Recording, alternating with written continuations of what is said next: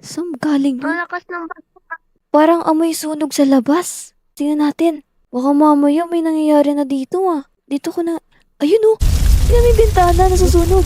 Ala, Ate, ate. Oh my God. Hala. Tingnan natin baka mamaya. Baka yung nakatira dito. Wala nang buhay. Eh. Uy. Hala. Hala. Parang pinasok ng magnanakaw to, ate. Eh di ba si ano? Si Aling Bebang yung may-ari ng bahay na to? opo.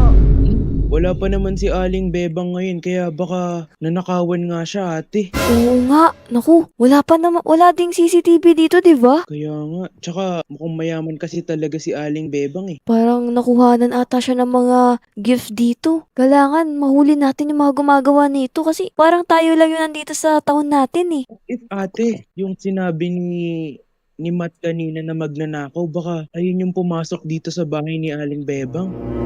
Ay, Kaya nga. imposible naman siguro yun kasi hindi naman ako naniniwala sa kwento ni Matt kanina sa grocery. Totoo yun, ate. Legit. Kailan ba ako nag-chismis ng mali-mali? Eh, makikita natin. Baka mamaya, mahuli natin yung mga nagnanakaw dito.